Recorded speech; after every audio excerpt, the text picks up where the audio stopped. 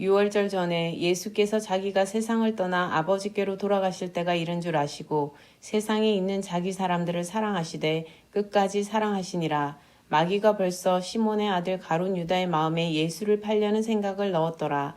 저녁 먹는 중 예수는 아버지께서 모든 것을 자기 손에 맡기신 것과 또 자기가 하나님께로부터 오셨다가 하나님께로 돌아가실 것을 아시고 저녁 잡수시던 자리에서 일어나 겉옷을 벗고 수건을 가져다가 허리에 두르시고 이에 대야에 물을 떠서 제자들의 발을 씻으시고 그 두르신 수건으로 닦기를 시작하여 시몬 베드로에게 이르시니 베드로가 이르되 주여 주께서 내 발을 씻으시나이까. 예수께서 대답하여 이르시되 내가 하는 것을 내가 지금은 알지 못하나 이후에는 알리라. 베드로가 이르되 내 발을 절대로 씻지 못하시리이다. 예수께서 대답하시되 내가 너를 씻어주지 아니하면 내가 나와 상관이 없느니라. 시몬 베드로가 이르되 주여 내 발뿐 아니라 손과 머리도 씻어주옵소서. 예수께서 이르시되 이미 목욕한 자는 발밖에 씻을 필요가 없느니라. 온몸이 깨끗하니라. 너희가 깨끗하나 다는 아니니라 하시니 이는 자기를 팔 자가 누구인지 아심이라.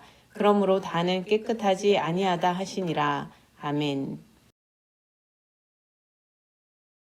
마음에 품는 생각의 씨앗이라는 제목으로 오늘 말씀 보도록 하겠습니다.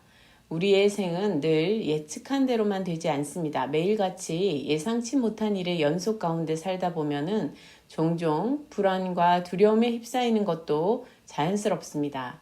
그럼에도 불구하고 불안과 두려움을 잘 소화하고 다스리지 못하면 우리는 그 불안감과 두려움에 휩싸여 버리고 맙니다. 그런데 불안과 두려움에 휩싸인다면 예상치 못한 삶의 연속 가운데 더욱 커다란 위험스러운 선택을 하게 되고 또 그 잘못된 선택의 결과를 우리가 감당할 수밖에 없게 된다는 것입니다. 그래서 우리는 여러 상황, 특히 받아들이기 힘든 상황을 마주할 때 내면적으로 어떻게 잘 받아들이며 살아야 하는지 관심을 가져야만 합니다. 무엇보다 죽음에 관한 일은 우리에게 미지의 세계이며 불안과 두려움의 최종적 대상이라 할 수 있습니다. 오늘 본문에는 예수님께서 죽음을 어떻게 받아들이시고 죽음 앞에서 또 어떤 마음을 품으셨는지 볼 수 있습니다. 이에 반해 가룟 유다가 또 어떤 마음을 품었는지도 살펴보도록 하겠습니다. 사람은 마음에 무엇을 품느냐에 따라 그 다음 마음의 방향이 정해집니다. 마음의 방향을 정하는 것은 삶의 결정적인 방향을 정하게 하기 때문에 결국 우리가 마음에 무엇을 품느냐가 너무도 결정적이고 중요하다 하겠습니다.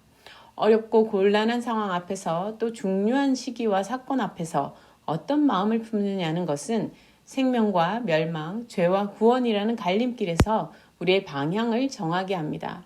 예수님께서는 죽음의 위기 앞에서 가장 먼저 예수님께서 안길 아버지 하나님의 품을 마음에 품었습니다.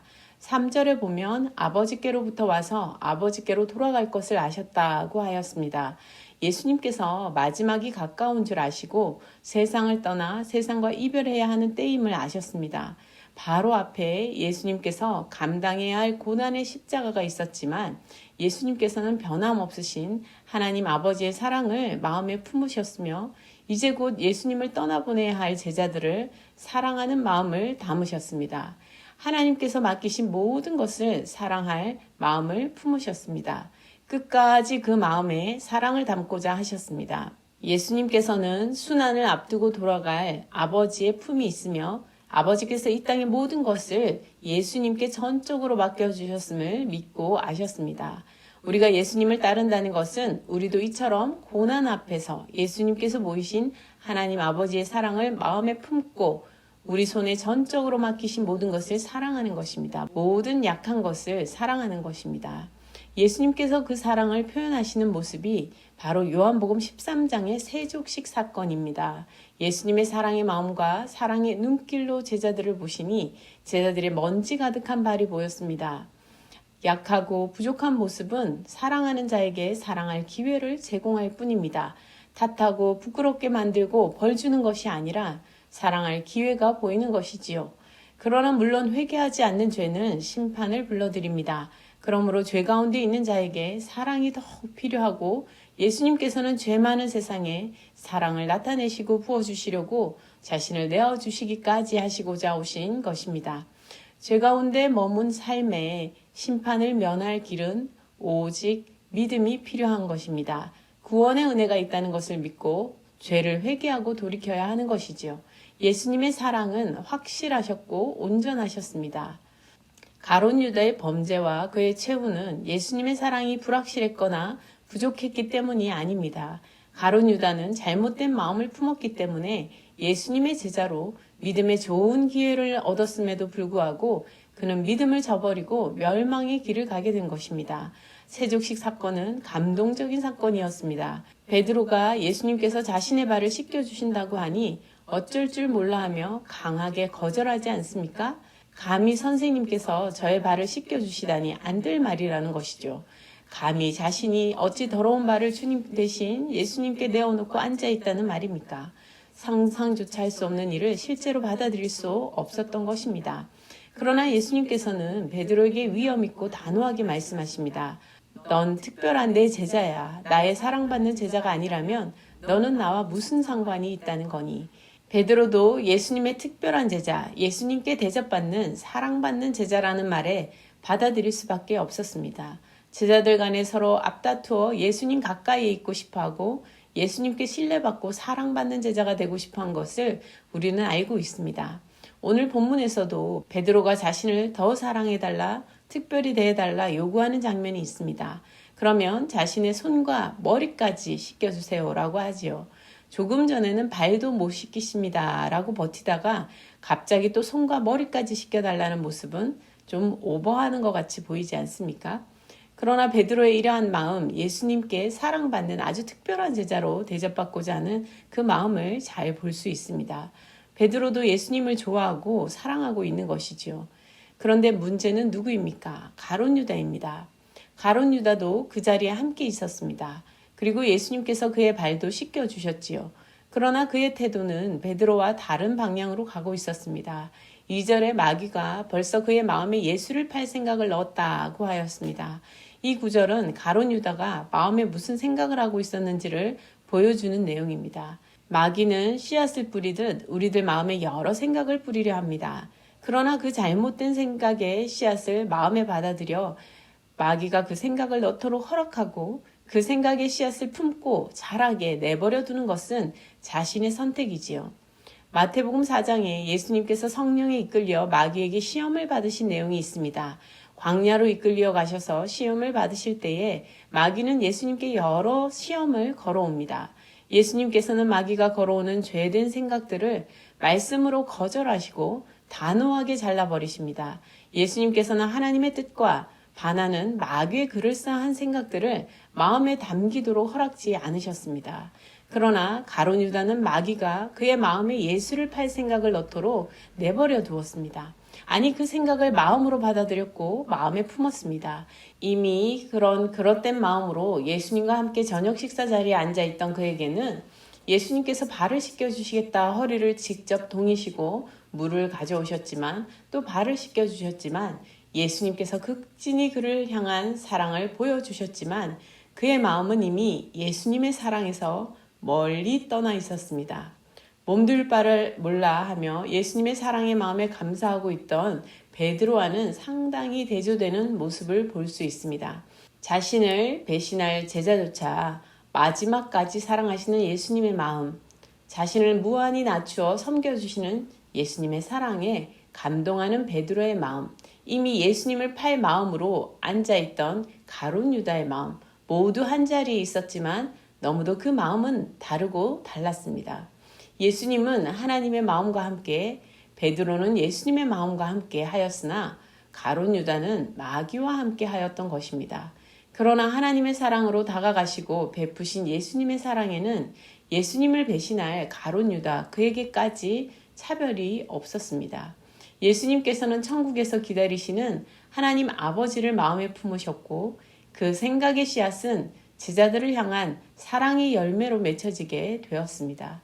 베드로는 예수님과의 특별한 관계 안에 있는 그 사랑의 은혜를 마음에 품고 있었으며 예수님의 사랑 더 가까이 나아가고자 하는 그런 마음으로 자라났습니다. 가룟 유다는 마음에 예수를 팔고자 하는 생각을 품었고 자신의 세속적 목적을 향한 야망을 품고 있었습니다. 하나님의 뜻을 구한다는 명목하에 그의 세속적 야망은 숨겨져 있었습니다. 가롯 유다에서 가롯이라는 이스카리오트는 아람어에서 카리오타는 예루살렘이라는 말로 예루살렘 출신이라는 의미가, 또 이스라는 말은 사람이라는 말로 예루살렘 출신 사람이라는 의미가 있다고 학자들은 말합니다. 대부분 배우지 못했던 갈릴리 어부 출신의 제자들에 비하면 가롯 유다는 수도 예루살렘 출신으로 회개 업무를 볼 만큼 배움의 기회도 있었으리라 볼 수 있습니다. 그러나 그의 배움의 우월한 기회와 재능조차 예수님을 끝까지 믿고 따르는 데 기여하기보다 더 큰 야망을 품어 결국 예수님을 배신하는 데 힘을 실어주고 만 것 같습니다. 다른 제자들 또한 예수님을 정치적 메시아로 이해하는 면도 없지 않았습니다. 그러나 예수님을 팔기로 하는 자는 다른 이가 아닌 바로 가롯 유다였던 것입니다. 가롯 유다는 그리스도를 믿고 따르기보다 이스라엘의 부흥에 대한 세속적 야망이 너무도 컸던 것으로 보입니다. 결국 예수님의 죽음은 가롯 유다의 야망의 실패를 뜻했기 때문에 그는 자기 야망의 실패를 허락하지 않고 싶어 했고 예수님을 팔아서라도 자기 야망의 성공을 꾀했습니다. 이스라엘의 해방의 역사가 거룩한 하나님의 뜻이라 굳게 믿었습니다. 따라서 만일 예수님이 이스라엘 해방의 역사적 지도자가 아니라면 예수님은 그리스도가 아니라는 생각으로 자라나고 말았습니다. 예수님의 마지막 보여주시는 따뜻한 사랑도 더 이상 그의 마음을 두드리지 못했고 그의 마음에 하나님의 사랑의 씨앗으로 심겨지지 못하였습니다. 자신의 삶의 방향을 생명으로 나아가도록 주시는 사랑의 기회를 그는 너무도 쉽게 놓쳐버리고 말았던 것입니다. 그에게 조금씩 싹트던 믿음의 생각의 씨앗을 너무도 쉽게 뽑아버리고 말았습니다.